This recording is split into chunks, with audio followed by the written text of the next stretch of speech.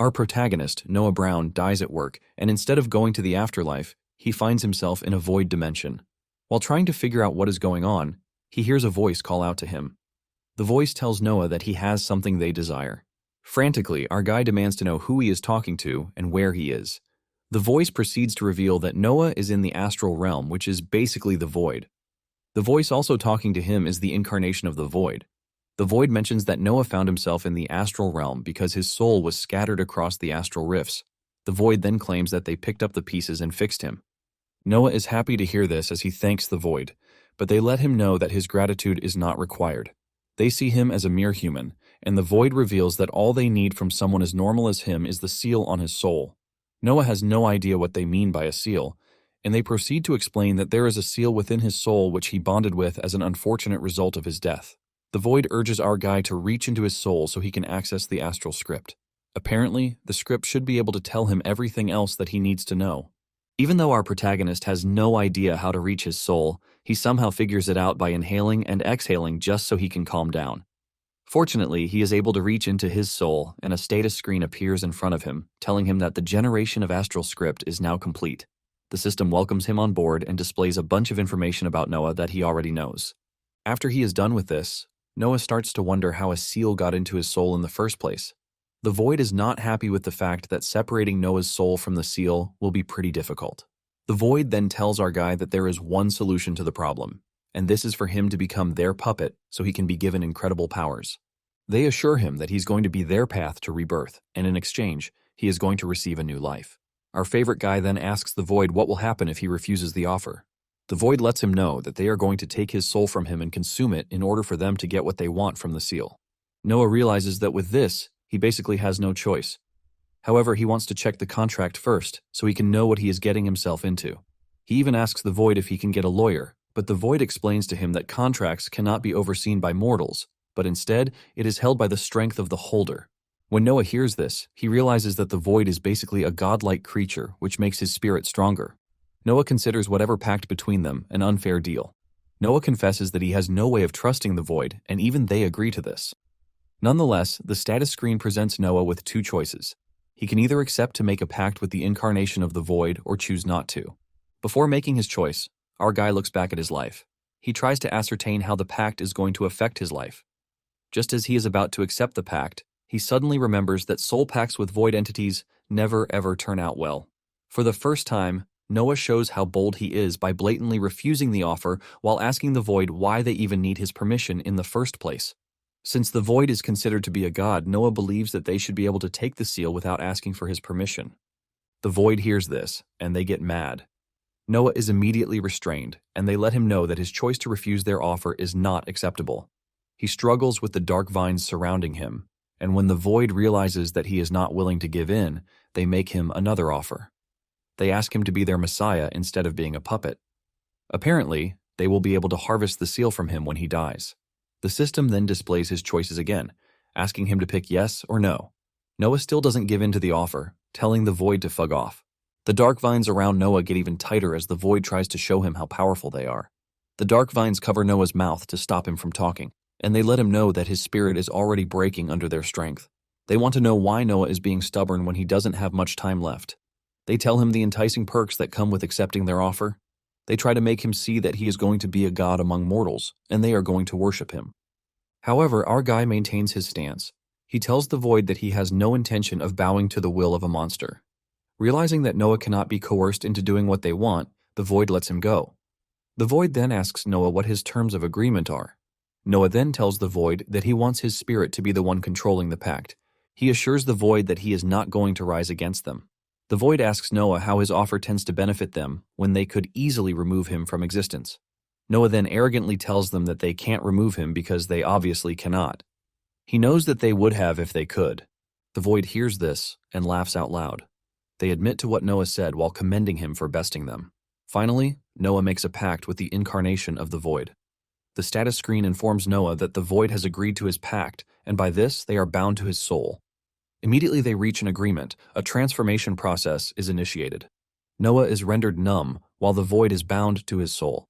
Once this is done, the process of rebirth begins. The void tells Noah that they will be waiting to see how he uses his power. After a brief moment of traveling through the dark space, Noah finally arrives on the continent called Arendir. When he opens his eyes, he finds himself in the middle of a ritual circle.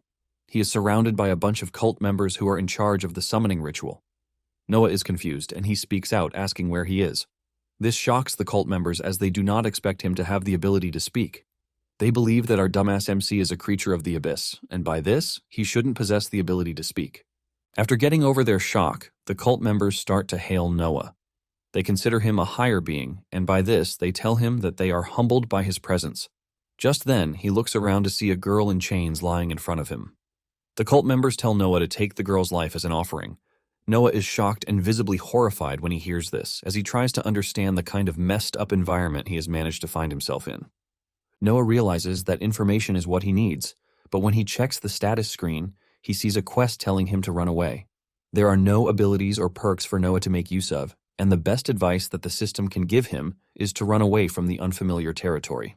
Noah gets on his feet, still trying to digest why the cult members think that he is some kind of ancient elemental. Trying to look bold, Noah stands strong and asks the cult members where he is because just some moments ago, he was in the endless void. Fear grips the cultists as they bow in front of Noah, telling him that he is in the realm called Arendir. They reveal that he was summoned because they need something from him in exchange for the life of an awakened. Noah keeps up his acting by scolding the cultists for summoning because they need a favor from him. The group then replies that this is a realm that he can enter at will. After hearing this, Noah goes back to thinking of how to get information. Surprisingly, he is able to access the perk called Identify. This is a perk that gives him the ability to identify things. Using the Identify perk, Noah scans the room. He is able to get some info that the guys in cloaks are called Abyssal Cultists, while the jacked-up guy with a sword is the Abyssal Executioner. Then, moving to the girl in chains, she is the Flame Warden. Since no one is ever happy to be in chains, Noah assumes that he will get a chance to escape the room if he manages to free the Flame Warden. However, to do this, he is going to need a distraction. He looks into his inventory and the only thing he finds is a scroll. On the scroll is a letter to Noah, welcoming him to Arendir. The only information he is able to extract from this is the conditions surrounding his pact with the incarnation of the Void. While he is looking at the scroll, the cult members are staring in admiration that Noah can use teleportation magic with no stress.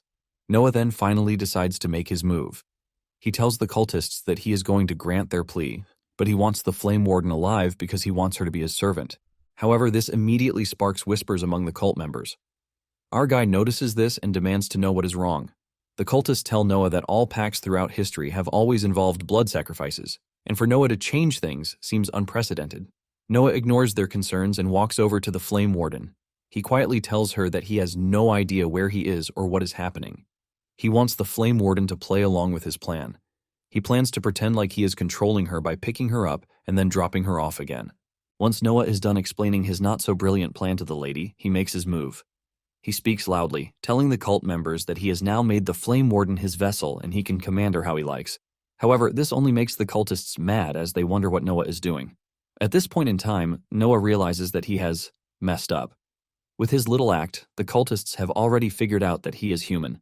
The cult leader then orders his men to capture Noah. Noah's quest immediately changes from running away to killing everyone in the room. Our guy wastes no time as he lunges at the executioner. He grabs the executioner, tackling him to the ground, and the key with him falls to the ground. Our guy punches the executioner in the face repeatedly until his face becomes totally disfigured. Once Noah realizes that the executioner is out of action, he grabs the key and throws it to the Flame Warden so she can free herself. While he is distracted with this, the executioner gets back on his feet, picks up his sword, and dashes toward our guy.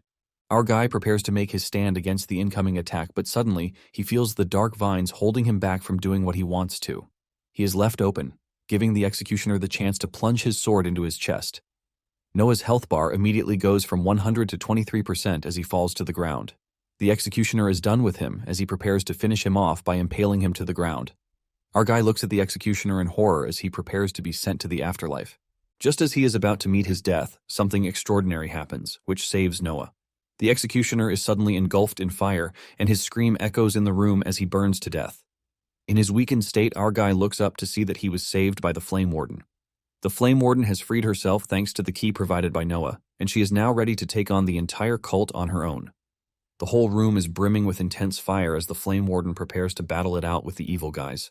Without hesitation, the cult members come rushing at the Flame Warden, but the first set of attackers meet a grim ending at the hands of the Flame Warden.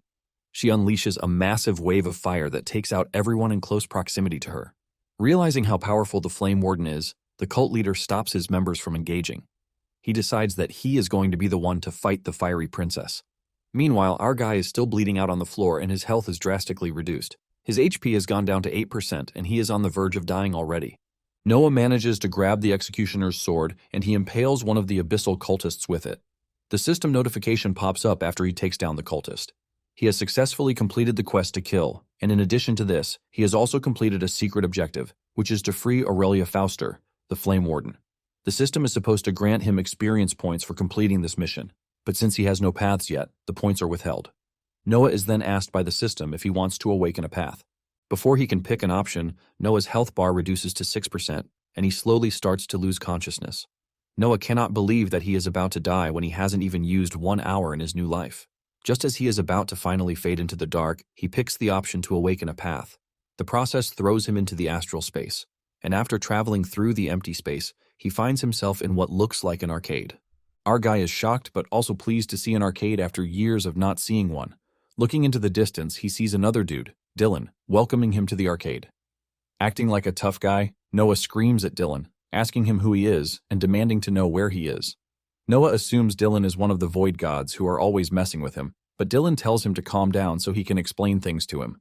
Dylan introduces himself and confesses that he is from the void. Dylan is a representative of the void in the pact Noah made with the void. Even though Dylan is not interested in existing in Noah's astral space, he has no choice. Since the whole space is his astral space, Noah jumps on one of the arcade machines to have fun. The system congratulates him for picking the premium package and then informs him that he can select up to 3 paths at once.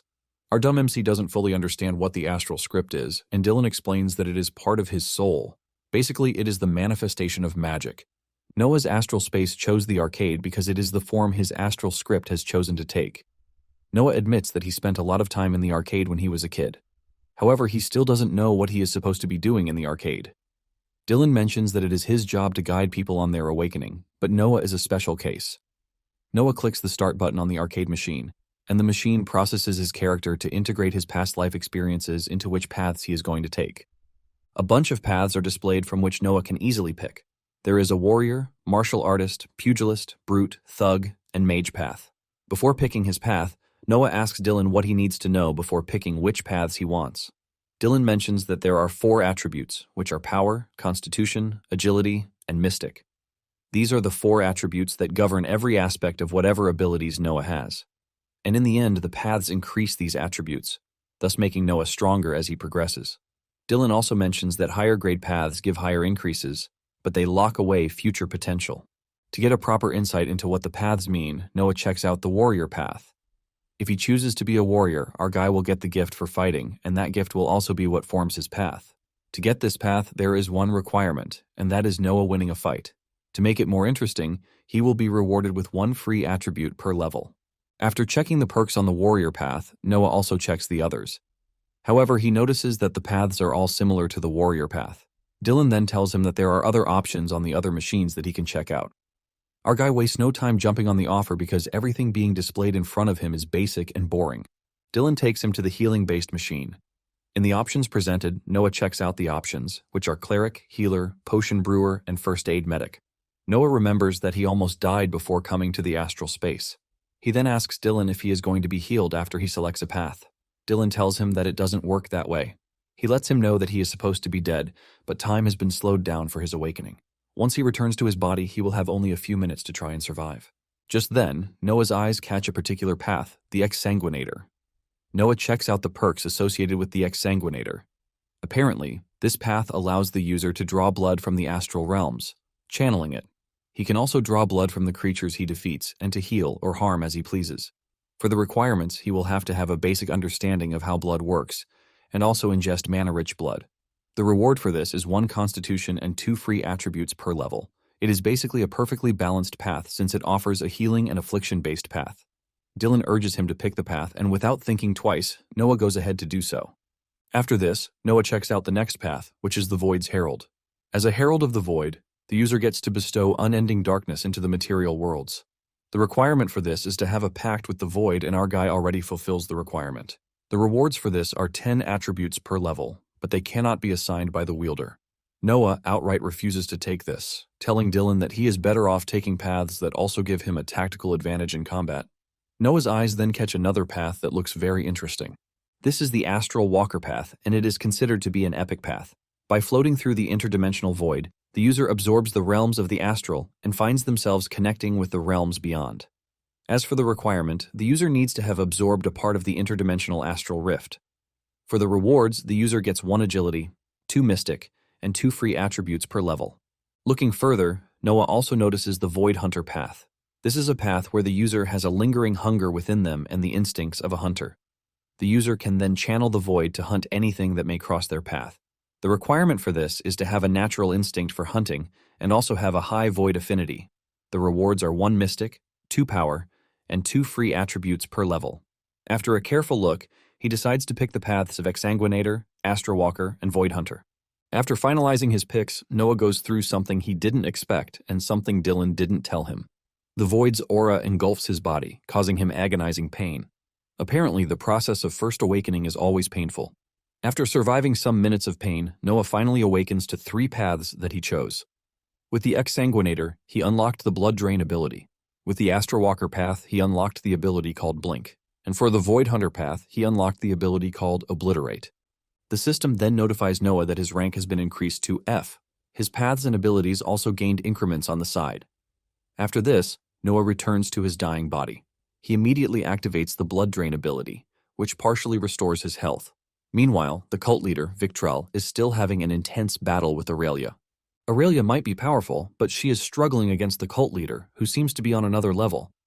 Noah then gets another quest from the system. He is given a task to eliminate Victrell, while also warning that the quest will be difficult. However, if completed, he will be rewarded with a rare grade ability tome. The system teases him with an optional objective not to die during the mission. While Aurelia is battling her heart out with Victrell, our favorite MC is lying on the ground, slowly repairing himself. At the same time, he looks through his abilities and skills to see how he can help. He ponders what he should do with his attributes. He feels like dumping everything into one attribute or distributing them evenly.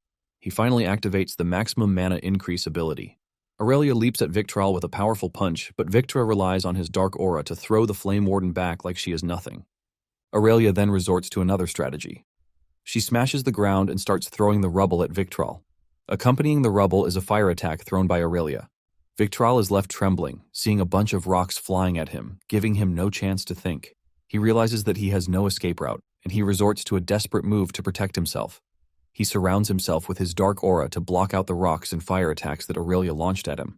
When Noah finally gets a bit of his strength back, he grabs the Executioner's sword and puts it into his inventory, hoping that it will come in handy. Just then, he sees Aurelia flying past him after receiving a devastating hit from Victrell. Noah is gripped with fear when he sees this. Realizing that he might die in this situation, he tries using diplomatic means. He tells Victrell that he is actually an emissary of the Incarnation Void sent to deliver a message. However, Victrell doesn't believe this. Noah then reaches into his inventory to bring out his welcome letter. Noah opens the letter so that Victrell can see for himself. After reading the letter, Victrell calms down a bit, talking about how it is a great honor for him to hear from the incarnation of the Void itself. Just then, Victrell suddenly turns things around, calling Noah a shitty liar. Noah senses the imminent danger, and he immediately activates the blink ability to move away from Victrell's line of sight. He then reaches into his inventory and pulls out the Executioner's sword. Before Victrell can launch an attack, Noah throws the sword at him.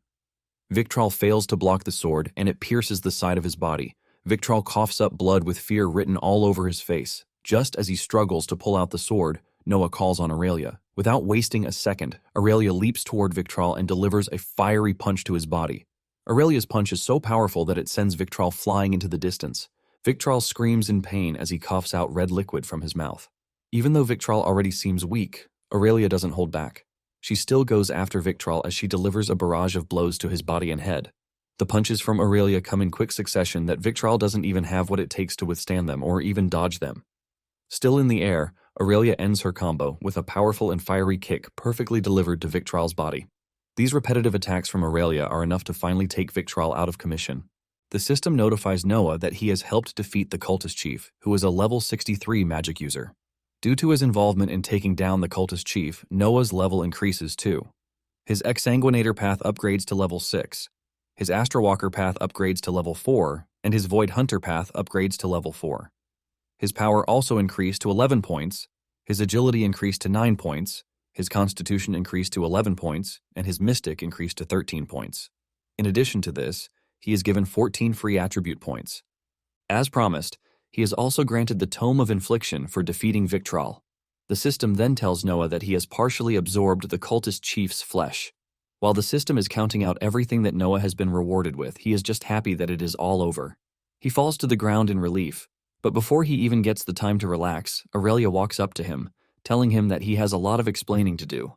Aurelia wants to know who he is and why he was summoned by a summoning circle. Noah doesn't take Aurelia seriously, and he simply lets her know that she is welcome. Aurelia mentions the fact that she is thankful that Noah saved her, but she is wary of him because she has been betrayed multiple times, and she cannot relax until she gets an answer from our guy. Aurelia even mentions the fact that Noah can be a shapeshifter for all she knows. She bluntly asks Noah if he is human, to which he says yes, which is supposed to be obvious from the start. She then asks him if he is from the same world as her. Noah is conflicted with this question as he doesn't know if he should tell Aurelia the truth. He is worried that they might be hostile to whatever is not from their world. After giving it some thought, our guy confesses that he is not from this world, risking a fiery punch to the face from Aurelia. Aurelia then asks him if he is with the cultists, and our guy says no. She further asks if he is with the Iron Fist group, but his answer remains the same. Noah finally replies to Aurelia, letting her know that he doesn't even know any of the groups that she has mentioned. Aurelia realizes that our guy is actually innocent, and she apologizes for being hostile. She then thanks him for his help, even though he did little during the fight. Aurelia reveals that she is on edge because she was betrayed by adventurer friends and she didn't want a repeat of it. After this, our guy then tells Aurelia that his quest had the Don't Die objective as a side quest. He lets her know that this is his reason for not rushing into the fight, so he doesn't die. However, this only confuses Aurelia as she wonders what our guy is yapping about. Realizing that he has lost Aurelia in his talks, he tells her that his astral script is like that of an RPG. Even with this, Aurelia is still confused, as she has never seen or heard of role-playing games in the past. To avoid further confusion, Noah tells her to forget about trying to understand it. He then reveals that he is new to this world, explaining that he died at his work before getting reborn and sent to this hellhole. This only agitates Aurelia since she knows that resurrections do not happen without the intervention of a god. She is also worried that Noah knows her name. In his defense, he tells Aurelia that he only knew her name through his quest, and he adds that everything happening is still new to him. Aurelia finally admits that our guy is not lying about everything she has heard from him. Our guy is confused when Aurelia suddenly sits down, closes her eyes, and crosses her legs. He is forced to ask her what she is doing. Aurelia replies that she is meditating, but our favorite MC believes that escaping the shithole should be their priority. With every word that comes out of the mouth of Noah, Aurelia confirms the fact that he is not from their world. Aurelia then explains that in their world, meditation is a way to replenish one's aura. She adds that Noah has an aura too, and by the look of it, he is low on aura. This confuses Noah as he doesn't see traces of aura anywhere. Aurelia doesn't blame him since he is new to everything. However, she is surprised by his decision to go with the Exsanguinator path. Noah then asks the Flame Warden if there is no problem with this. She says no, but tells him to be careful in what he gets involved with because the Adventurer Guild doesn't tolerate ritualistic sacrifice or necromancy. Noah wants to know more about the Adventurers Guild, but Aurelia suggests that they meditate instead. Noah finally decides to meditate, and with this, the system notifies him of his new skill, which is obviously meditation. While waiting for his mana to fill back up, he decides to check through his stats. He takes a keen look at the skill, Obliterate. This skill allows him to channel the energies of the void to annihilate everything that may come in his path. Moments later, the system notifies him that his health is draining, but he doesn't care because of the Exsanguinator skill. Not long after this, Aurelia finishes up with her meditation session, and at the same time, Noah is also done. The two then check out Victral's body. Aurelia finds a bracelet on his hand, and she removes it. She calls it a storage device with space magic. She lets Noah know that it is very big on the inside. She believes that they will be able to extract the contents of the bracelet if they take it to the city. Meanwhile, Noah is thinking if he has the skill to move his inventory to an object and make it something like the bracelet. Aurelia then lets him know that storage devices like the bracelet are bloodbound, which is why it cannot be opened if the user dies. Aurelia looks through Victral's body, trying to find his key. She reveals that they will have to take the bracelet to town to try and open it if she fails to find the key. Noah then asks to see the bracelet. Aurelia throws the bracelet to him, and he inserts it into his inventory. His inventory is able to detect that the bracelet is a storage device. The system then asks him if he would like to transfer the items from Victral's storage to his inventory, and without hesitation, Noah says yes. Immediately, Noah's inventory starts to withdraw everything inside the bracelet into his inventory. Aurelia is still looking for the cellar key when Noah easily brings it out from his inventory. It was in Victral's storage, but since everything got transferred to Noah's inventory, it gave him easy access to the key. In addition to this, our guy gained things like a healing potion, twin daggers, books, a ring, and lots of mana stones. Aurelia is shocked when she realizes that our guy can just take things out of storage devices.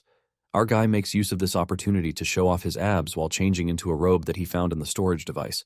Looking through the stuff in the storage device, he finds the ring of the Abyssal Eye. He believes that the ring is cursed, but Aurelia tells him otherwise. She explains that the only thing the ring does is to provide greater mana capacity. Noah wastes no time putting on the ring so he can make use of its abilities. This upgrades his identifying skill to level 2. With this, he is able to see more information on his target. He checks out Aurelia's stats and realizes that she is as strong as the cult chief. While Aurelia is burning Victral's body, Noah is still looking through his inventory like a child. Lucky for him, he finds weapons that he can make use of during combat. Aurelia then tells Noah that she is aware that this is his first time killing someone. Noah is shocked, and he asks her how she knows. She simply answers that she has been in the game for so long not to know. When our guy asks her why she is still doing what she does, she reveals that she likes helping people. She is not the type to sit around while people are getting hurt. As the conversation deepens, she asks Noah if he regrets killing the cultists, but he says no. Since the cultists were trying to kill him too, he has no issue taking them out too. Aurelia is glad to know the kind of resolve that he has. She reveals that the cultists would have definitely hurt more people if they were left alive. Apparently, there are some adventurers working with them, and this is part of the people who sold Aurelia to them. Noah then asks the lady if she thinks he is going to be a good adventurer, to which she says yes. She admits that Noah did his best during the fight, even though he is still a low-level magic user. Noah receives the comment well and heaps praise on the video games that gave him knowledge on how to operate if he ever finds himself in a familiar environment. When our guy asks Aurelia how he can activate his tome, she reveals that the only way is through ritual magic. He needs a ritual circle, and he is going to have to use the tome as a conduit. Aurelia reveals that she can help draw a ritual circle. However, Noah shocks Aurelia when he uses the Abyssal Ring to open a magic circle, thus activating the Book of Sight. The system then asks him which path he wants to select for the Book of Sight. Noah picks the Void Hunter path, and with this, the book is consumed. This, in turn, helps unlock the ability Void Hunter's Eye. With the Ring of Abyssal, he is also able to temporarily upgrade the Hunter's Eye to level 3. This binds well with Noah's body, and a purple aura surrounds him. Our guy is impressed by this new development as he compares it to seeing in 4K. With this, he can also see Aurelia's aura. Our guy is excited about his new abilities and skills, and he proceeds to the next book. This is the Book of Infliction, and he also activates this. This then binds with the Exsanguinator skill, unlocking an ability called Bleed. The system informs Noah that he can inflict the bleed status effect on his enemies, and it can also be applied to weapons. After some time, Aurelia gets tired of staying in one place. She suggests that they start moving, but before they move, she urges our guy to eat an F-grade mana stone. She tells him not to eat anything above that. Just as expected, Noah's curiosity kicks in, and he asks why he shouldn't eat any mana stone above the F status. Aurelia reveals that he is going to get mana poisoning if he does this. 2 grades higher than F, Noah will get rapid strength for a while. However, he is going to be paralyzed as the mana makes its way through. However, anything higher than that, Aurelia assures him that he is going to explode and die on the spot. That is, if he is lucky. If not, he is going to die a slow and horrible death as the mana wrecks him from the inside out. Our guy hears all of these, and he keeps them to heart. After consuming the mana, the two start exploring the lair. Aurelia is looking for the storage chamber, which usually holds magical artifacts. In addition to this, she is looking for anything that belongs to the person she was originally sent there to find. Our guy is optimistic about some hostages still being alive, but Aurelia shatters that assumption as she tells Noah that she was the last person to leave the holding cell.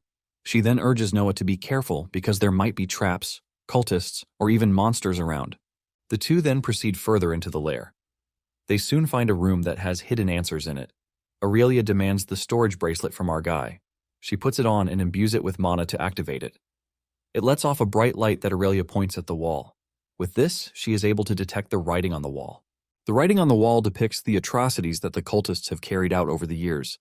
This basically tells Noah that human nature doesn't change even in other worlds. Humans are always chasing power, misguided beliefs, and can be led astray by false pretenses. Aurelia is disappointed that the cult members are all adults who chose to participate in the evil acts. Looking around the room, she notices a section in the room that appears to be an illusion. She tells Noah that they are going to have to jump over the illusion to avoid falling into a trap. Before they proceed, Noah tells Aurelia his mind. He lets her know that he is not trying to victimize the cultists. He only cares about those who had no choice and were coerced into doing the evil things they did. Aurelia then mentions that there is a ritual that can be performed to remove the abyssal influence. Apparently, the ritual is a painful process, and some even die in the process, but those who live never remain the same.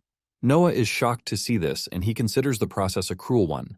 He asks Aurelia what will happen if a child is forced, and Aurelia mentions that children are executed painlessly. Even though it sounds cruel, Aurelia lets our guy know that this is the way forward. The two manage to avoid the trap, and they proceed further into the lair. Moments later, they find a magically sealed door. Aurelia tells our protagonist to stand back so she can break down the door.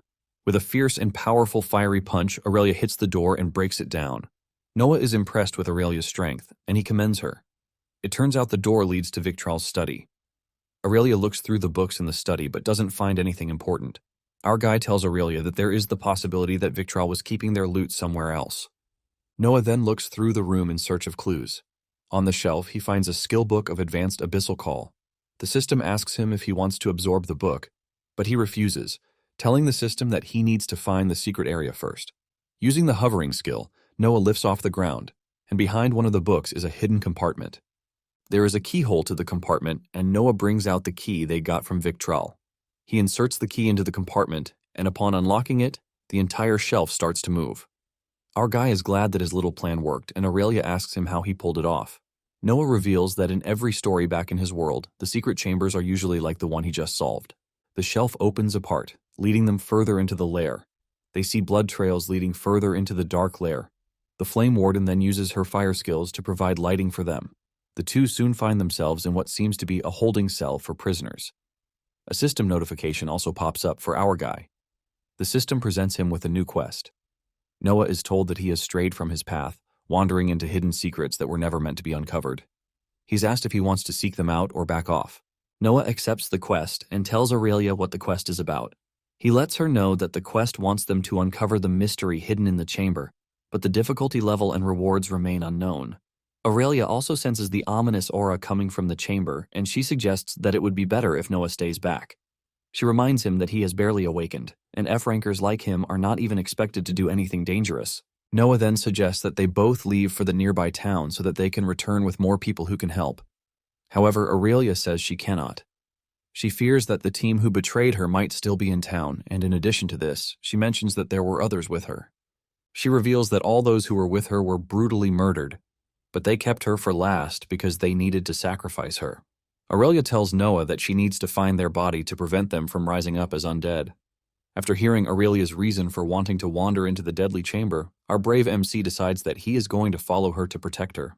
Aurelia laughs at MC for believing that he has the slightest chance against whatever monster that poses a threat to Aurelia. Noah protests that he helped in the fight against Victral, but she reminds him that it was just one fight so far. However, she admits that Noah is getting the hang of magic faster than normal people. Noah then gives the credit to the video games he played in his past life. They soon get to a section that has two paths. Aurelia suggests that they follow the left path, and as they navigate the rough terrain, she reveals that the path is intentionally built that way as a defensive structure to slow down enemies. In addition to this, the walls are forged with mana, which makes them tough to break. After a rough journey through the narrow path, they finally make it to a giant door. Thankfully, this doesn't require Aurelia breaking it down. They open the door and realize that they are in the real secret study that Victral uses. Littered on the floor are sheets with magic circles and enchantments. Aurelia checks out one of the books, where she seems to find Victral's plan. Apparently, the old evil geezer was trying to make some kind of chimera from his familiar.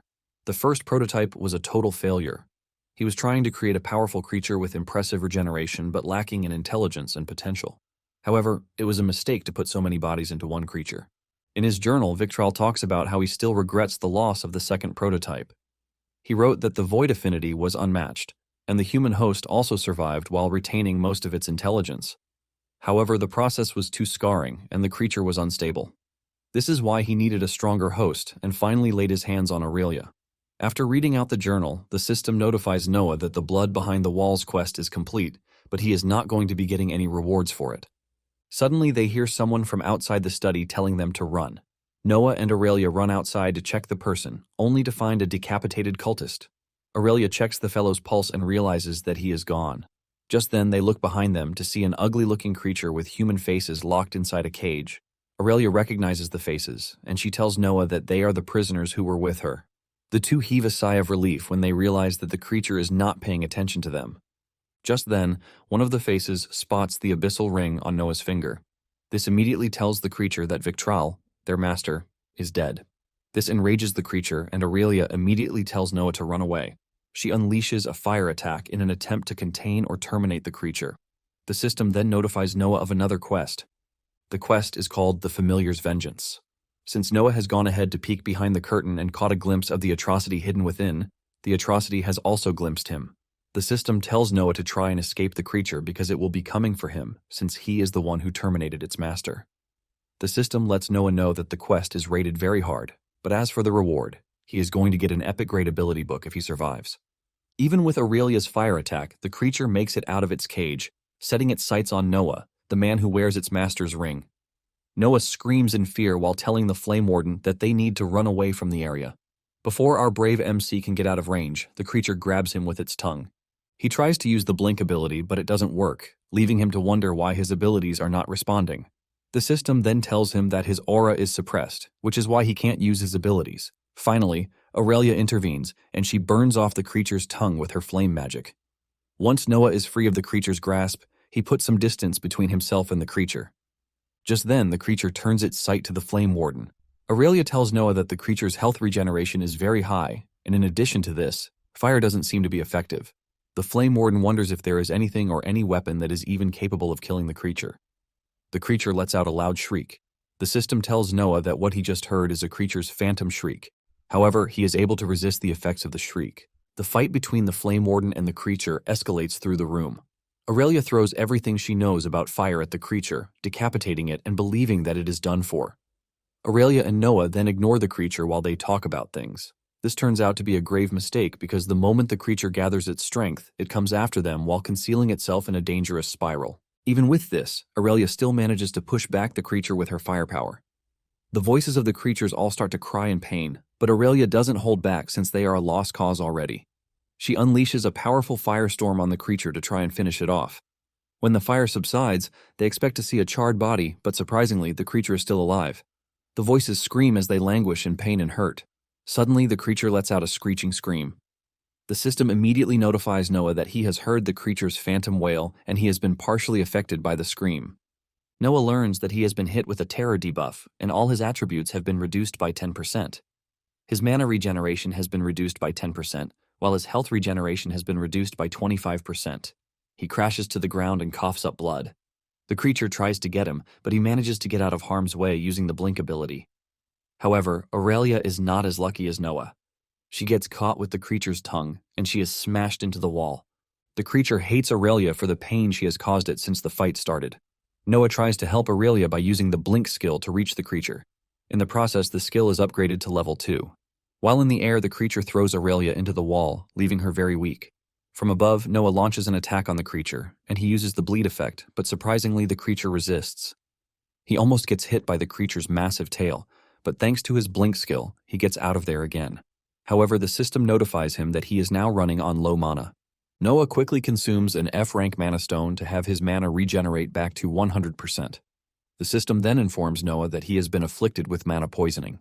Noah doesn't think too much about this as he resumes the attack on the creature. He combines the blink movement with his attacks to deliver several cuts to the creature's body.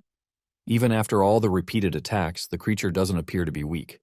Noah backs off a bit with the realization that he has used up too much mana.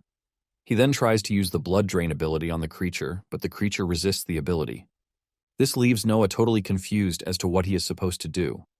The creature then dashes toward him in rage, but he still has some strength in him to jump off. He tries using the bleed effect on the creature twice, but to his surprise, it resists the attack. Things get even worse for Noah as the system notifies him that he is running on low mana. He falls to the ground, and in desperation, he consumes an E-ranked mana stone. His mana then regenerates to 200%. The Mana Stone also increased all attributes by 25%. His power increased to 41, his constitution increased to 37, his agility increased to 40, and his mystic increased to 40. Because he consumed the Mana Stone, he gets hit with mana poisoning with triple effect. Noah doesn't care about this as long as he has his mana increased. He leaps into the air and dashes toward the creature with the Obliterate skill. This inflicts devastating damage to the creature, but Noah doesn't stop there. He follows the attack with a series of sword cuts to the creature's body. During the battle with the creature, his Blink skill and Obliterate reach level 3 respectively. Realizing that the creature now looks weak, Noah believes that his next attack should finish it off. Just as he is about to hit the creature with the biggest attack yet, the Manhwa gods decide to play against him. His temporary mana buff ends, and all his attributes immediately return to normal. He is then hit with paralysis and migraine. In addition to this, he is low on mana. Noah is totally frustrated at this point, and he just wonders why the creature won't die. Lying helpless on the ground, the creature easily grabs him with its tongue. Noah doesn't have any power to resist, and even Aurelia is out of commission. Noah is then swallowed by the creature, but while inside the creature, he refuses to give up. He hits the creature with the bleed effect and the blood drain effect. Because of this skill, his health is partially regenerated. The terror debuff on him is removed, the paralysis debuff is also removed, and finally, he gets health regeneration by 50% for 5 minutes. From inside the creature's body, Noah is able to inflict the most devastating attack since the start of the battle. The creature has no defense against Noah's attacks. With this, Noah cuts the creature from the inside out, thus defeating it. Noah then pushes himself out of the creature's body, looking all bloodied. The system notifies him that he has defeated the flesh-grafted horror, which is an uncommon creature. Surprisingly, the creature's level is very high as it is a level 104 creature. Noah's Exsanguinator also increases to level 11 after the battle. His Astral Walker and Void Hunter both increase to level 9 too. His power increases to 26, his agility skyrockets to 17, his constitution increases to 20, his mystic increases to a whooping 30, and to top it all off, he gets 30 free attribute points. The status screen turns gold as the system notifies Noah that the quest is complete. His rewards have been increased to the legendary grade. The reward for this is the Book of Lifeblood, which is a legendary ranked item. While lying down on the floor with cuts on his body, the system notification pops up that he has absorbed the flesh-grafted horror. Minutes later, Noah manages to get on his feet and he starts to meditate. After he is done meditating, his mana increases to 100%. However, his body fails him again and he falls to the ground. He starts to wonder what is wrong with him, and the system informs him that he is suffering from migraine, mana poisoning, exhaustion, and mana fatigue. However, his health is slightly above the average level. He cannot move his body due to the pain, and moments later, Aurelia regains consciousness. Aurelia looks at what Noah has done and commends him. She never believed that someone as weak as Noah would save her life twice, but she considers it a miracle that either of them is even alive. Aurelia is upset with herself. She admits that she was exhausted during the fight, but she doesn't appreciate the fact that she was easily taken out by the creature. She then notices that Noah is suffering from mana poisoning, and she suggests that they take care of the poisoning first. Noah is worried as he asks her if the poisoning is a big deal, but she assures him that it is not. She explains that mana poisoning can be nasty, but they are rarely lethal. In addition to this, there is always an easy way to fix it. Aurelia then tells him the way to fix it. Aurelia shows him the way by sitting down in her meditating position. She tells him to do the same, but he should expend all of his mana until he is empty. Noah does as instructed, and the system notifies him that he has started draining his mana. In a short time, Noah is able to drain his mana down to 0%. Once he has no mana again, the system notifies him that his mana poisoning has been removed. He crashes to the ground, and Aurelia lets him know that things will feel strange for a while, but she urges him to let his mana recover naturally. Apparently, it is going to take a day or two for Noah's mana regeneration to return to normal. Feeling thirsty, Noah asks for water, and the Flame Warden hands him a pouch of water. Knowing fully well that he will become an adventurer, Noah realizes the need for him to have lots of abilities. He then grabs the legendary book that he was given as a reward. He consumes the book, and with it, his Exsanguinator skill unlocks the Lifeblood ability. Apparently, the Lifeblood allows its wielder to be filled with a strong vital force. The wielder can store life within their blood, utilizing it to enhance healing greatly for a small period of time. The Lifeblood ability also increases all healing abilities by 10%. And when it comes to health regeneration, it increases it by 100%. The ability also provides a cool perk that protects the wielder from low-grade poisons. Even Aurelia could feel the surge of power as Noah consumed the Lifeblood ability. She talks about how Noah is the only one getting all the cool abilities, which makes it unfair. Noah then claps back by telling Aurelia that her world having magic in the first place should be considered unfair. After consuming what he wants, he puts the book in his inventory. He then wears the abyssal ring again, hoping that it will enhance his identifying skill. He unlocks a new shard but doesn't get all the information on it, and he hopes the ring will help out. Even with the ring, there are still some hidden words that Noah can't figure out. He wonders if there is a seal on it or if the item itself is broken. Without getting the complete information on the shard, he consumes it. Noah is gripped with fear when the system notifies him that his genetic code is being modified. Because of this new development, Noah receives a new quest. He is to find the rest of the shards that he just consumed, even though he doesn't have the complete information on them. The system lets him know that the shards are scattered across Arendir, and it would be good for him to start searching for them. As expected, the difficulty level and reward remain unknown. When he finally completes his new transformation, the system notifies him that the Devourer has applied purity on him. He wonders what needs to be purified in him, but just then he starts to cough up some really dark liquid. He gets dizzy while the system tells him that he has been purified. The system lets him know that all magical abilities have been enhanced. The afflictions he also suffered from the mana poisoning have also been removed. Noah crashes to the ground while Aurelia is left stunned. She admits that this is the first time she has seen such a high amount of toxin come out of someone, leaving her to wonder just how toxic his past world was. Later on, Noah finds himself in the shower. While washing off his body, he recounts the interesting events that have happened to him in just 20 hours. Still in the shower, the system notifies him that he has been inflicted with cleanse, which makes him cleaner than ever. His exhaustion has also been removed. When he finally steps out of the shower, he takes a pause to show off his abs and also to aura farm. After he settles down, he takes a look at the high increment in his attributes. Just then, the system notifies him that he is now a devourer. As the devourer, the system lets him know that there is a primal hunger that lurks within him. There is also the urge to grow, to fight, and to consume all that bars his path. Apparently, he is going to gain increased experience when fighting stronger enemies, but gain decreased experience when fighting weaker foes. His abilities are also enhanced to their maximum potential. While his instincts are sharper, his eyes see further, and his spirit shall always remain unwavering. Due to this, he gets a 5% increase on all attributes. Noah is impressed by all of these, and he decides to check out the growth attribute. This is an attribute that increases strength through magical processes or his own actions. Just then, the ability kicks in, and some of his attributes increase again. Aurelia finally shows up in his room dressed up in a proper warrior's fit.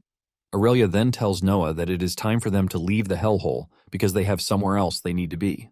Noah suggests that they take a shower first, but Aurelia tells him that she has already taken a shower while he was out. The two then get to talk about the weather and their favorite seasons of the year. The two steps out of the building, and this is Noah's first time seeing the environment of his new world. He looks into the sky and all around him, staring at the beautiful scenery. He notices that there are two suns in the sky, and he asks the Flame Warden about it. She lets him know that they have two suns, and she considers Noah's world a really weird one for not having two suns. Noah argues that this is not considered weird. He then asks her how they measure day and night in their world. Aurelia is confused by the question, and she tells Noah that they know it is night when the sun sets and it is day when it rises. However, sometimes in the winter it is still dark after the first dawn. Basically, the day only starts after both suns are out. All these sounds really weird to Noah. The system then notifies him that the map of the new world has been unlocked for him after completing the run quest. Our MC then asks the Flame Warden if she was able to find the item that she was looking for, and she says yes. Apparently, the item is a protective charm given to children to ward off evil spirits, but in a magical way. She found the item in one of the cells. Suddenly, the system gives him a quest to return the necklace to the owner. Apparently, the owner is living in Lefar village and the reward for the quest is just experience points. Noah tells Aurelia about the quest and suggests that they proceed to the village, but the Flame Warden hesitates. Since it is getting dark, she wants them to make camp for the night. She also wants to show Noah some things that he needs to know since this is his first time being an adventurer. Our MC bows to the lady, telling her that he will be open to learn from her. With Noah's reaction, Aurelia asks if he is making fun of her, but he lets her know that he wouldn't dare do that. Just then, Noah notices some creatures walking beside them. He asks Aurelia what they are, and she reveals that they are wild armadillos. Apparently, they are the best way to traverse the kind of forest they are in. On the other hand, Noah is worried that the creatures might try to eat them, but the Flame Warden assures him that they are not aggressive. To show him how cool the animals are, the Flame Warden climbs on top of one of them. Aurelia explains that armadillos are herbivores, and they are also known to help humans as long as you give them food. Even though he is skeptical about the whole thing, Noah tries to climb on top of the creature. Since this is his first time, he misses his grip and he falls to the ground while Aurelia laughs at him. Aurelia moves on without him and he quickly gets on the creature with his blink ability. However, there is still one problem. He doesn't know how to get the creature to move, so he can follow Aurelia. Just then, Aurelia tells him to hold on tight to the animal. Noah wonders why he has to do this until he sees the creatures getting themselves into a vertical pose to climb the trees. The armadillos run up the trees at high speed, and Noah fears that he is going to fall. Upon reaching the treetop, he loses balance and falls off.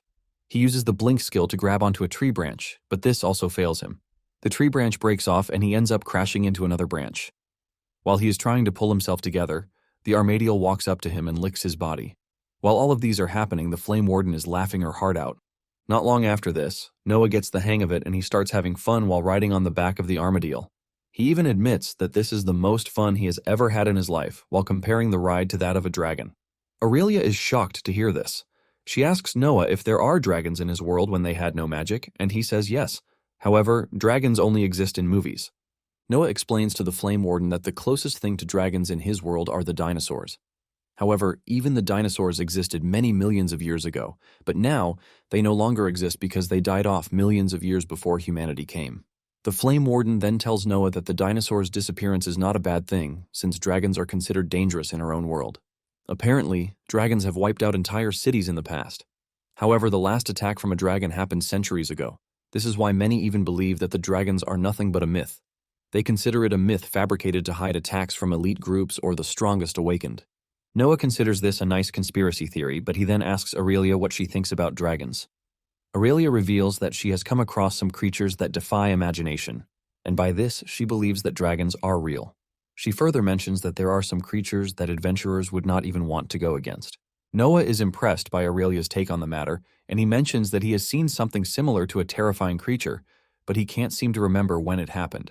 Moments later, Aurelia tells Noah that they will have to make the rest of the journey on foot because they are running out of forest patches for the armadillos to ride on. Noah then asks her how far Lefar village is, and she tells him that it will take them about 4 hours on foot. However, while they still have the time, Aurelia believes that it will be nice for her to tell Noah about Arendir. Soon afterward, the two arrive at Lefar village, with the villagers welcoming them in an exciting fashion. Noah is impressed by this, and he asks Aurelia if this is how she is usually welcomed, but she says no. She mentions that this only happens in small villages like this one. Even though this is not regular, Noah still wants to enjoy the moment. Noah smiles as they move between the villagers. When they finally come to a stop, Aurelia gives a stable boy mana cores, telling him to add them to the hay he is going to feed the armadillos. Noah then asks Aurelia why she gave the boy 3 cores. She replies that it is a way of making a payment. It is also customary to always give the workers a little extra, and in turn, they are going to make life easier for them. Noah believes that this happens in every world. Aurelia then tells Noah to keep details about himself a secret, and not say too much to the villagers or anyone who asks. Noah is surprised that Aurelia is asking him to stay cautious, and he asks her if he is going to get into any trouble for being an outworlder. Aurelia explains to him that outworlders are unknown, and this even applies to someone like her who travels a lot. She believes that the villagers will only see him as a talking plant. In short, Aurelia doesn't want to raise eyebrows. They arrive at an inn where the innkeeper asks them how long they plan to stay. Aurelia makes the payment and tells the man they only plan to stay 1 night. She requests 2 beds, and the innkeeper points her to their designated room. Aurelia then gives Noah the room key, telling him to go ahead without her because she has things she needs to do. However, Noah tells Aurelia that he has no interest in resting yet. He wants to hang around downstairs for a while and probably explore the village later. This is the first time since he arrived in this world that people are not trying to kill him, so he wants to enjoy the moment. The innkeeper hears this and gets confused, proving Aurelia's point. Aurelia manages to get them out of the situation by calling Noah crazy for saying nonsense. Aurelia then tells him to get the key from the innkeeper in case he later changes his mind and wants to rest in the room. After saying this, she leaves, and the innkeeper comments on the fact that Aurelia is a feisty person. Noah admits that Aurelia is feisty but confesses that this is what he likes about her. The innkeeper then offers Noah some ale since he is coming from the Lost Woods, which is a dangerous place. Noah says it is a bit early to drink, but he doesn't mind. Immediately, the innkeeper calls one of the attendants to get Noah a mug of ale. The man then asks him what his name is while also mentioning the fact that he looks new in the area. Noah introduces himself and admits that he is new to the area. He goes further to tell the man that he just awakened the day before. This shocks the innkeeper, and he asks Noah why he is walking around with an E-rank adventurer. The man wants to believe that Noah is walking around with Aurelia because she is a beautiful girl, but Noah says this is not the case. Noah confesses that he was facing a difficult situation, which is why he was forced to awaken. He further explains that he got really lucky, or else he would be dead. He then tells the man that Aurelia is just helping him get used to the fact that he just awakened. Noah's story makes the innkeeper remember his youthful days, and he finally introduces himself as Lorien. Noah uses the identifying skill on the guy and realizes that he was once an adventurer too. Lorien mentions that he was an adventurer, but he lost his magic in an accident and he decided to quit. However, he is glad that he still has limbs in his life.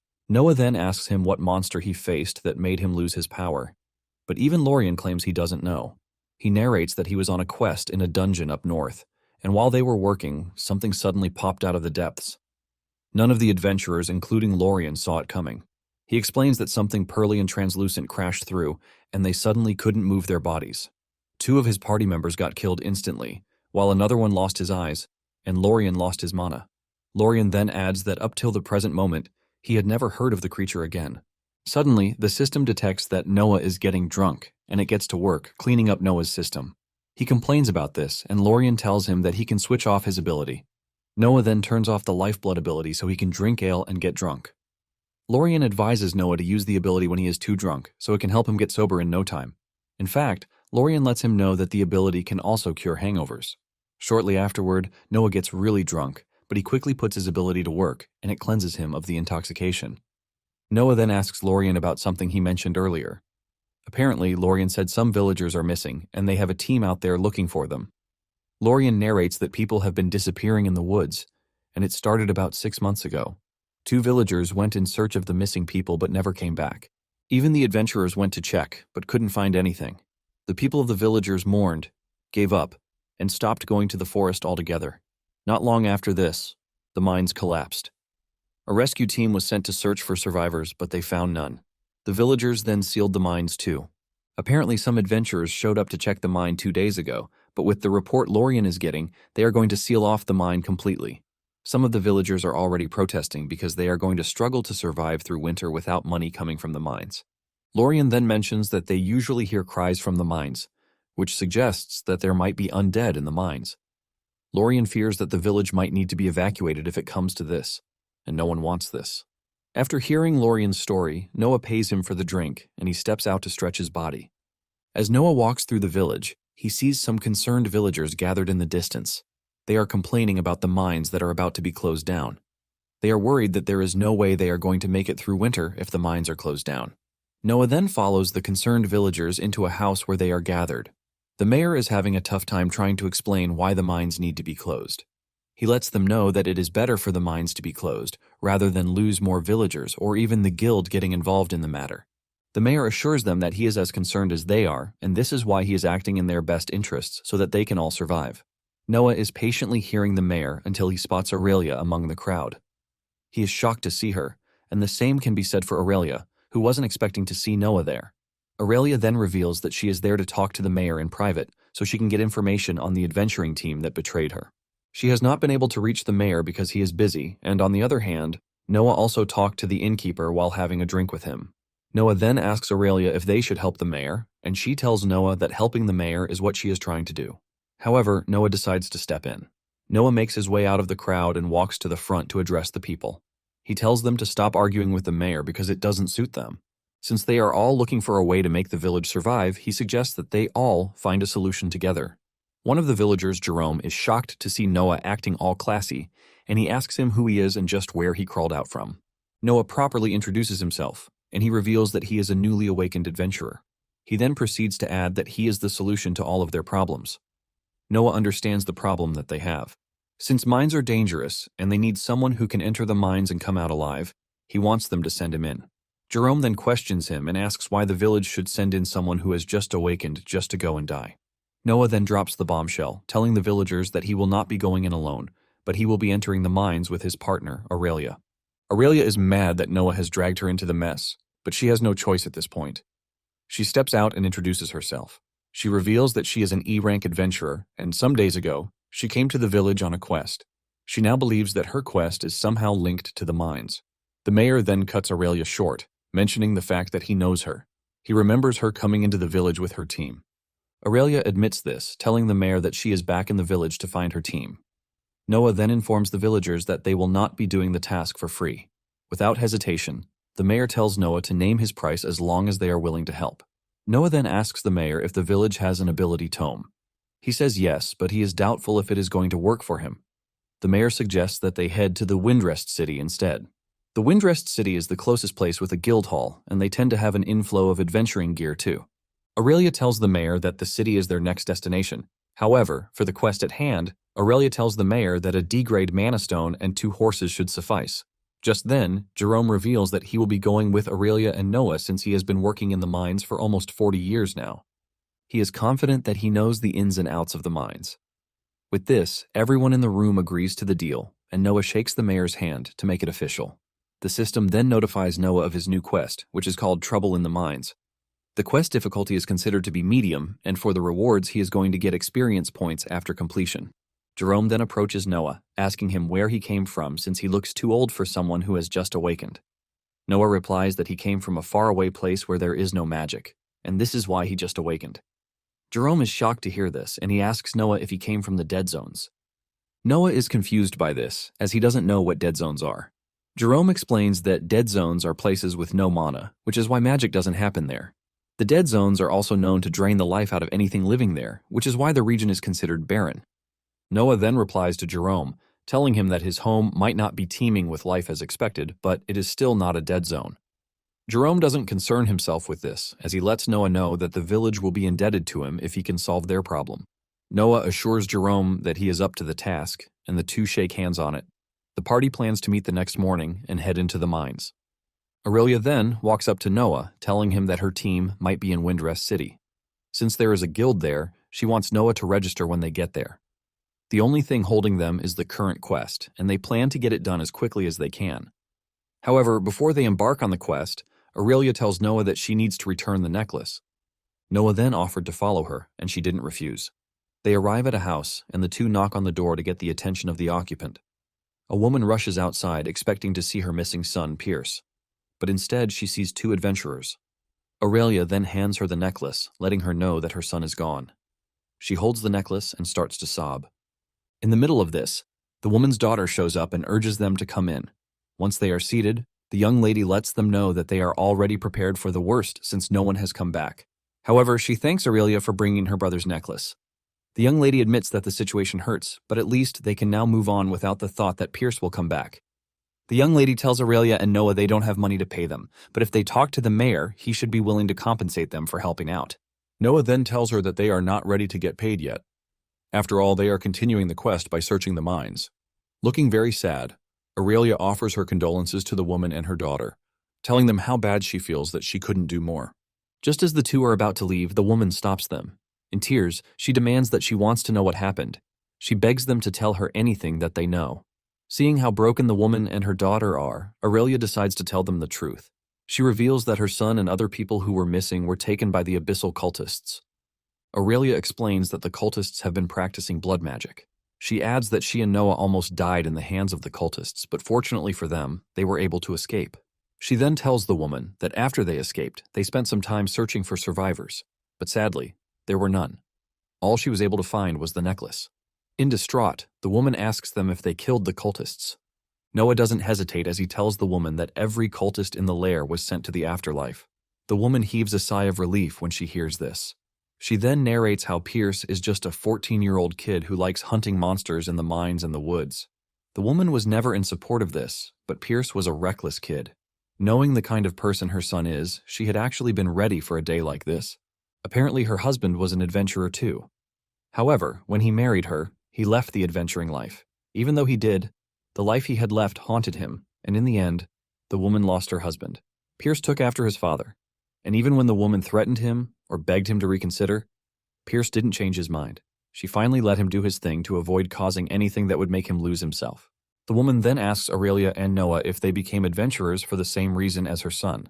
Noah then tells the woman the truth. He lets her know that he has no idea why he is an adventurer. He says everything so far has been a desperate attempt to stay alive in a difficult situation in a place he is not familiar with. Noah claims that he could say he is running from his past, but if he is being honest, being an adventurer also excites him. Noah mentions that the magical powers he has gained are addictive, and because of this, he wants to explore this new world even better. The woman's daughter immediately catches on to Noah's use of words, but he manages to switch things around. He tells them that what he meant is that the place he has found himself feels like an entirely new world. He continues by telling them that he is not from the area, and he also doesn't know how far away his home is. After hearing all of these, the woman then makes a request of them. The woman gives them the necklace, saying Pierce would have wanted them to have the necklace. Noah collects the necklace from the woman and assures her that he is going to treasure it. In sincerity, the woman thanks Noah and Aurelia for their help. The system then notifies Noah that the Lost Remembrance quest is now complete, and he has been awarded experience points. The two finally say their goodbyes to Pierce's family, and they leave. Aurelia then suggests that they head to sleep because they need to head out very early in the morning. However, Noah suggests that they get something to eat first since it is going to be pretty hard to fight monsters on an empty stomach. The next morning, Aurelia, Noah, and Jerome begin their mission. They soon reach the mine, which is also a dead dungeon, and Noah doesn't even know it's a thing in the first place. He is shocked to find out that dungeons can die, and Jerome explains to him that once the dungeon's core is killed, it dies. However, this is considered a very stupid decision since a tamed dungeon provides loads of precious resources. Many kingdoms were founded just because they were able to hold down dungeons. Aurelia then reveals her suspicions. She believes that it might be an undead dungeon, which is why they quickly killed it before it began to spread. However, Jerome argues this, telling the two that the dungeon was a normal Earth dungeon. The entrance of the mine is covered with rubble. Noah wonders if he can cut through the rubble using his obliterate skill. Instead of doing this, the three pick up diggers and dig their way through. Once they finally get access to the mine, Noah notices that there are mana stones embedded in the walls of the mine. Jerome then explains that the entrance to mines is usually barren, but because it has been a while since there has been any operation in the mine, it started to regenerate. Aurelia then tells Noah to be careful because there might be monsters lurking around since the mine used to be a dungeon. Noah acknowledges Aurelia's warning. Jerome informs the two that there were always critters around the entrance in the past, but they have all disappeared since the noises started coming. They arrive at the main entrance of the mine, and just as they push the door aside, they are shocked to find bodies scattered everywhere. These are the bodies of miners working in the mine. It is a terrible sight for the three, and Noah rushes deeper into the mine to see if there are survivors. Noah manages to find a survivor whose face looks scary, and his eyes have changed colors. Noah asks him what happened and who hurt them, but instead of answering this, he tells Noah and Aurelia to run away. Suddenly, the miner starts to transform, and Aurelia screams at Noah to get away from the fellow. The system informs Noah that his quest, Trouble in the Mines, has been completed. The system then gives him a new quest. The quest tells him that he has found the remnants of Victrol's research. He is told to destroy everything that concerns Victrol. The system informs Noah that the task will be hard, but his reward will be an epic-grade summoning book. The possessed fellow starts floating in the air, and realizing how scary the situation is, Aurelia tells Jerome to back away from the fight. Jerome doesn't argue, and he politely backs off, leaving the two adventurers to deal with the threat. Noah arms himself with his two short swords, ready to take on the possessed fellow. Noah uses his teleportation skill, but realizes that the enemy has the same skill too. Aurelia then unleashes a powerful flame attack at the enemy, but when the dust settles, there is no sign of the enemy. Noah's senses kick in, and he is able to figure out that the enemy is above them. The enemy comes charging at Noah with ridiculous speed. Noah manages to get himself ready by using Blink to move out of harm's way first. He then gets himself in a good position to engage the enemy.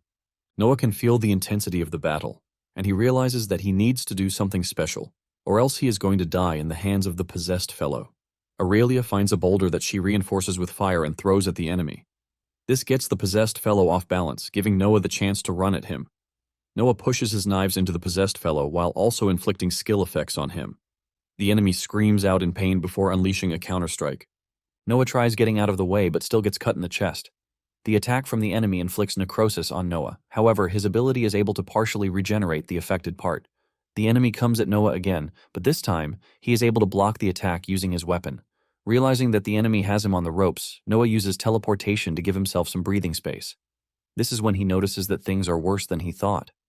His health is drastically declining, and he knows that he has to finish the fight before he can't fight anymore. Noah then brings out a healing potion to get himself back in the game. Once he is all better, he and Aurelia launch a full frontal assault on the enemy. While one is attacking, the other is defending.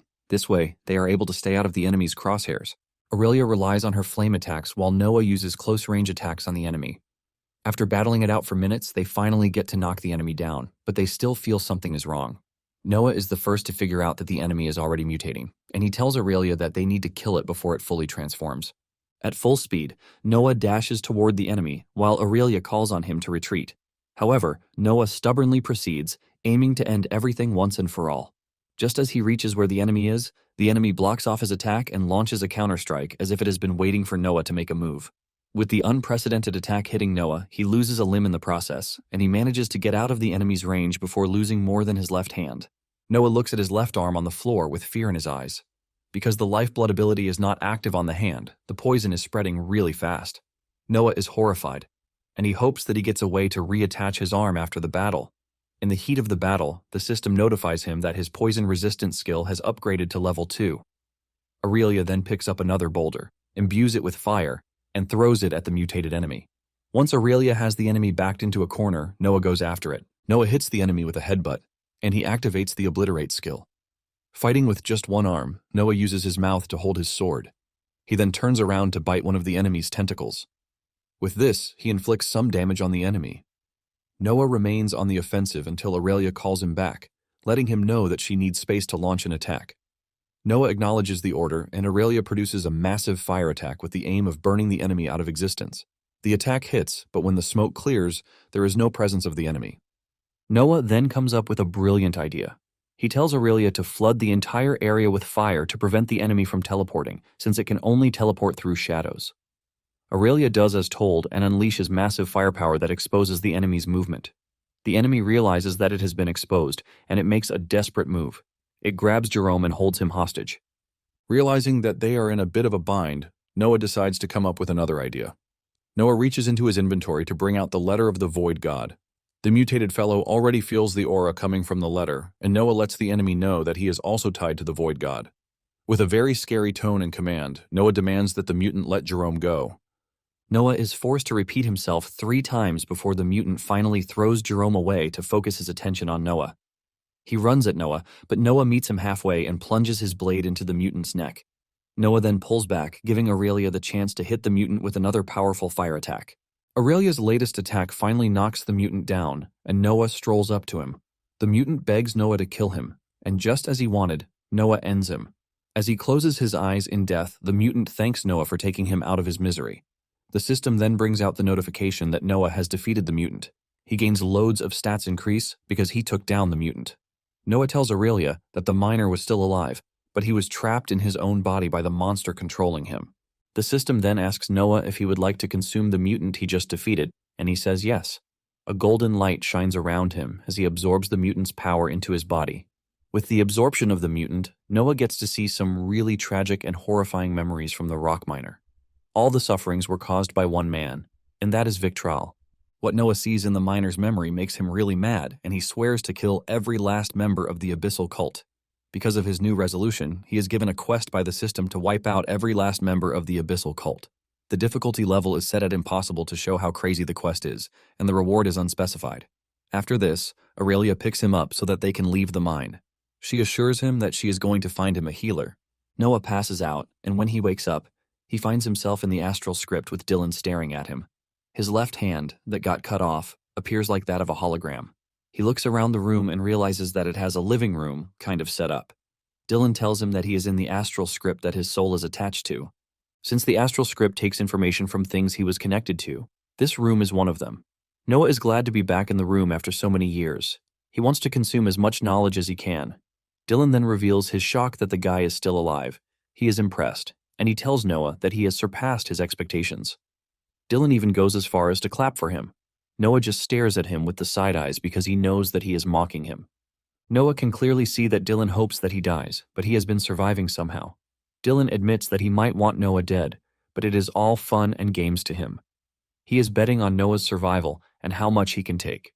Dylan moves past the whole part where he wants Noah to die and lets him know that there is something important that they need to discuss.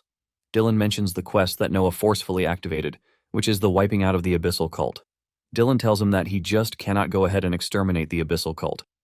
Noah teases Dylan, asking if he thinks he can pull off the quest. Dylan simply replies that there is no way he is going to pull it off. Noah then reminds Dylan that he didn't break the contract by getting the quest. Dylan realizes that Noah is not ready to give up on the quest. He then asks him what it would take for him to give up. Apparently, the abyssal cult has its own use too, even though they are not directly linked to the void. Dylan tells Noah that wiping out the cult is not something that they want. Noah bluntly tells Dylan that he doesn't care. He sees this as his problem and that of the void. Dylan then mentions the fact that every human has a price, and he asks Noah what he really wants to let go of the quest. Dylan explains that mortals will always have their feud, as this is their nature. He further adds that Noah is just one man, and he surely cannot change the nature of the world. Noah then uses Dylan's words against him. He tells Dylan that there is no need for him to be scared, since they all believe that he doesn't have what it takes to wipe out the abyssal cult or even change the world. Noah then gets mad, asking Dylan why they care so much about the abyssal cult when the void obviously has several other cults to serve them. Noah also chips in the fact that the abyssal cult didn't even care about the void's wishes. They just wanted power for themselves. Dylan then cuts in, telling Noah that the abyssal cults are the perfect example of how humans behave, but Noah argues that not all humans behave this way. The two then argue back and forth until Dylan asks him again what he wants to actually reconsider. Noah is ready to make his wish, but before he says anything, he demands to know why the abyssal cult is so important. Dylan then breathes in before starting his explanation. Dylan explains that the void lives in the astral realm, but this is not the only place that they live. Apparently, pockets of void exist in the physical realm called the abyss. These pockets of void are what feed the cultist power. The abyss spreads, leaking the void into reality, thus consuming it. This then gives creatures from the astral realm to reach the physical realm. These creatures work to expand the abyss into the physical realm. Noah then asks Dylan if they just hand out powers to people without caring what they do with it. Dylan replies that whatever humans do with the powers given to them is not the void's concern. This gets Noah mad because the void concerns itself with the expansion of the abyss instead. Dylan replies that the nature of the void is to consume. It doesn't care if it is evil or good, as long as it is fed. Dylan says this is the basic truth behind it. Noah gets even madder, and he smashes a chair against the wall. Noah then mentions the sufferings that he saw and the children who joined the cult. Dylan reminds Noah that he has already taken his revenge, and this is against a man he has never met. Since has taken out the cultists, Dylan doesn't understand why Noah still cares. Dylan then asks Noah what he wants so he can reconsider, since he has answered all of his questions. Noah angrily replies that he wants nothing. The only thing he wants is to destroy the abyssal cult, and he doesn't care how long it takes him. In fact, he doesn't care if he succeeds or not. He just wants to get his hands on those he can, while also saving those he can. Since the abyssal cult is linked to the void and the void has a pact with him, Noah believes he has the authority to alter whatever connection that the abyssal cult has with the void. He wonders what is going to happen if he changes the contract to make the cultists good people. With this, Noah gets a new quest. He is now on a quest to save the redeemable abyssal cultists. He is on his way to forge a new path. The difficulty level is rated hard, but the reward remains unknown. Realizing that Noah is not changing his mind, Dylan backs off, mentioning the fact that he tried everything he could. Dylan lets Noah know that the path he is taking is a very dangerous one. He adds that Noah is going to bring the wrath of the gods upon himself with his stubbornness. When Noah regains consciousness, he finds himself alone in a room. His left arm is wrapped in bandages. As usual, Aurelia enters the room not long after Noah wakes up. Aurelia reveals that Noah was out for 2 days, but this is impressive because the healer expected him to be out for at least 1 week. Noah tells Aurelia that he feels better aside from his missing arm. Fortunately, Aurelia tells him that this is not a big deal because regrowing an arm is possible with full restoration. However, she lets Noah know that the procedure is expensive because the healer is going to charge a lot. Aurelia then points out the fact that Noah has a blood-based path and the chances of Noah regrowing his arm back with this ability is high. He might just regrow it without the help of a healer. Aurelia also says there is the option of procuring a magical prosthetic arm if the other 2 options don't work out. After hearing all of his options, Noah asks Aurelia if there is a library that he can use. Aurelia says there is, and Noah reveals that he wants to do research on more options. He believes that there will be better options that he can tweak in his favor. Aurelia lets him know that he is to use whatever option he finds, as long as it doesn't include the use of nefarious powers. Noah tells Aurelia that he cannot promise this since all of his powers look absolutely evil. However, he is willing to do his best. Aurelia then tells Noah that she would like to know about his powers. She has always wanted to ask, but has been holding back since Noah was the one who saved her. However, she is now interested in asking. With what she has seen so far, she knows that Noah has 3 paths, and they seem fairly powerful. In addition to this, she feels like Noah has experience when it comes to fighting. All of these, coupled with the fact that he appeared in the abyssal cult with void abilities. She wanted to doubt him but couldn't because he stayed and fought alongside him. Noah then reveals that he practiced fighting when he was in high school. He learned kickboxing, taekwondo, and the like. He never stuck to one fighting style for long, and he has always been good at it. And about his paths, he didn't really know what to say about them, which is why he kept mute. In addition to the fact that he was in an unfamiliar environment where people wanted him dead. Aurelia understands where he is coming from, and because of this, she decides to show him something she doesn't show people. This is her way of saying she now trusts Noah, and she wants him to trust her too. She shows Noah her ring, and she pulls it off. She tells Noah to inspect it, which he does. He initially doesn't see anything until he tries harder.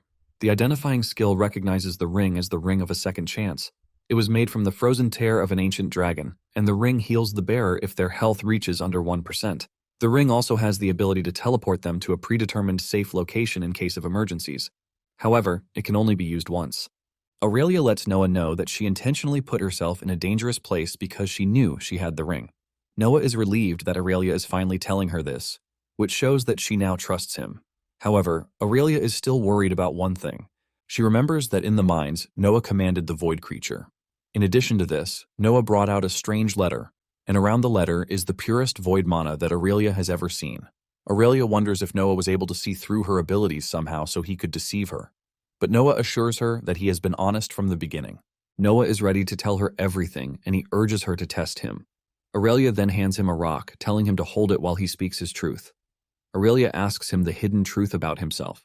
Noah reveals that he doesn't have memories of lots of things, for example, his death.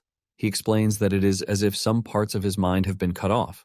Noah then comes clean, telling Aurelia that he can command void creatures due to the fact that he woke up in the void after his death. This is also why he has his path and the letter, too. He assures her that he doesn't intend to harm Aurelia or the innocent. In addition to this, he reveals that he is not chasing powers that will make him end the world. Noah then explains that the truth behind everything is that he is a lost man in an unfamiliar world. After saying these things, Aurelia then asks him to swear while still holding the stone. Without hesitation, he swears upon his astral soul. After this, the stone glows, and when Aurelia checks it, she is glad that it didn't break or crack. Apparently, the stone would have cracked if Noah had lied. The stone focuses on one's mana and aura. It can detect the slight waver in the aura, which will then cause it to crack. However, it didn't, which is good news. Later that day, Noah leaves his room and heads to the library. He picks out books on prosthetic arms and books on what he needs to know about this new world. The first set of prosthetics that catches his eye are the void parasites that look like slimy worms. They burrow into the spine and take control of the brain before killing their hosts and turning them into mindless monsters. However, they possess the ability to enhance and modify their host's body to a remarkable extent. In very rare cases, the fusion with one of these parasites has helped the host become stronger. After reading through this, Noah believes that this is the option that suits him. He then continues to read more into the creatures to avoid missing anything. He soon learns that the summoned parasites feed on the host's life force. Noah is pleased to see this because he has an ability that gives him an abundance of life force, which means the parasites will never have to go hungry. By summoning them with the life command to feed on the host's life force, the parasites have no choice but to obey their summoner. Noah is glad that he meets all the requirements to summon the void creatures that he needs. He figures out that the best way to get his arm back is to summon the parasite. Without wasting time, he picks up the book and leaves the library. Later that day, he finds a private place where he can perform the summoning, and Aurelia is with him.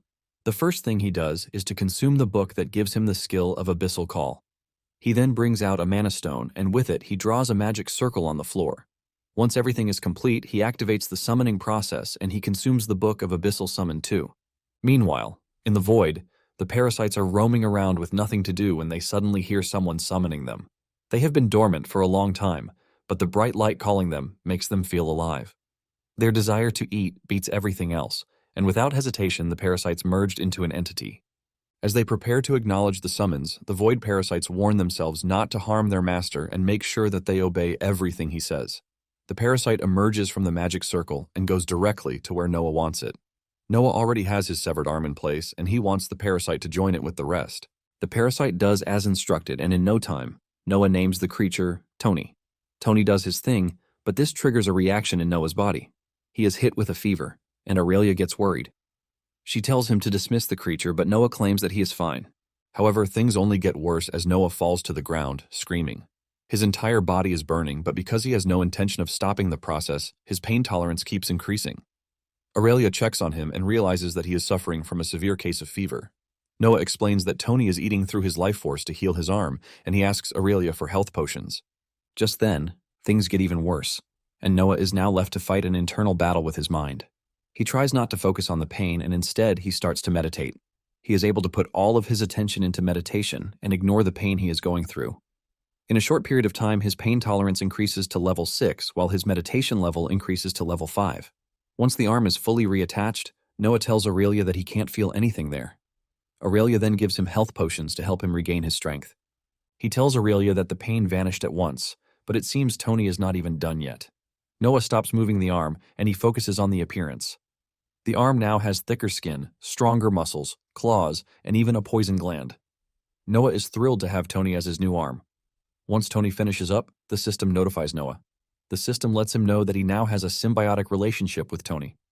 While feeding on Noah's life force, Tony will obey his commands, sharpen his instincts, and increase his strength. Aurelia is surprised that everything worked because she was initially doubtful. Noah also lets her know that he had his doubts. This was why he conducted extensive research to be sure he could remove the parasite in case things went south. However, now that it worked, Noah's excitement is through the roof. Aurelia suggests that Noah keep the arm hidden because it will only draw attention to him. Although it is not unusual for adventurers to pick monster body parts to replace missing limbs if they are compatible, Aurelia is blown away by the appearance of Noah's new arm. Noah tells her that it looks very sick. Aurelia believes that Noah is referring to the literal sick, but what he meant is just a figure of speech on how cool the arm is. Aurelia cannot fathom the fact that being sick in Noah's world can mean a good thing. Noah then tells Aurelia that he needs to learn how to control the arm, and Aurelia demands to touch it. She touches it, leaving her blown away. She tells Noah that he has an inbuilt weapon now, which is basically an advantage to him. She then mentions that the arm will grow with Noah since it is connected to his astral script. Noah makes a fist bump in the air while talking about how he wants to test out his new ability. Aurelia then suggests that they step out since they wouldn't want to break the place. Noah agrees to this, and together, they make their way into the woods. Aurelia leads Noah to a big tree that he can use as his practice dummy. With excitement written all over his face, Noah powers Tony up, and he dashes toward the tree. He makes several cuts to the innocent tree, and after this, he adds poison. Everything worked out well, leaving Noah totally electrified. He is like a new kid who just got a new toy and can't wait to show his friends. Aurelia later gives him a knock on the head for naming the creature Tony. Aurelia notices how excited and pumped he is, and she urges him not to get too excited because he needs to learn how to use a clawed hand since his fighting style is suited for a fist. Noah admits that there will be an adaptation period for him to get used to things. Noah cannot hide his smile as he stares at Tony like he is his new girlfriend. Aurelia considers Noah to be a very weird person because normal people will not get excited about the type of arm that he has. Noah replies that Aurelia is wrong because lots of wealthy people from his world would kill to have Tony as their arm. Noah mentions that the arm is awesome to look at. Aurelia just concludes that Noah's world in general is weird.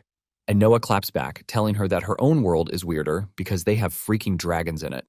Aurelia doesn't think a dragon is weird, but Noah argues that a giant lizard breathing fire is not normal in any aspect. Still trying out the things he can do with his arm, Noah hits a rock with it, and then activates the obliterate skill. With this, he shatters the boulder like it is nothing. He jumps in the air while saying his arm is now the sickest thing ever. Aurelia realizes that Noah doesn't mind staying there all day, and she tells him that people in the village might start to wonder where he is. She suggests that they go back to the village, and he is free to come to the forest anytime he wants, so he can play with his new favorite thing. As they are about to leave, Noah still mentions how cool of an arm he now has. Aurelia is so tired of the dude that she just sighs. She angrily throws a fireball at him, but he dodges thanks to his blink skill. Noah then runs off to the village before Aurelia gets him. Noah then heads to the innkeeper to have a drink with Lorien. Lorien asks him how the new arm is treating him, and Noah excitedly tells the man that he is much better than before. Lorien reveals that he has not seen anything close to Noah's arm in all his years. Noah is also aware of the fact that there are rumors flying around in the village about how he got the arm. Lorien urges Noah not to pay attention to the rumors, but Noah wants the heat. He tells Lorien that he lives for things like this. Earlier that day, he ran into a woman and her child, who compared him to a monster. Noah doesn't miss the opportunity to scare the child since they all believe he is a monster. Lorien and Noah laugh after he narrates how he handled the situation. Lorien then asks Noah when he and Aurelia plan to leave. Noah reveals that they will leave the village in 2 days since Aurelia is already charting a way for them. Noah continues enjoying his ale, but he can't switch off his ability to get drunk because this is what Tony is feeding on. Noah then asks Lorien for a favor. He gives him a list of items, telling him to help him get them. Lorien sees the list, and he is horrified. He is forced to ask Noah if he is planning to raise a demon. Noah swears that it has nothing with demons. He claims that he still wants to test out his new abilities, and this is why he needs the items.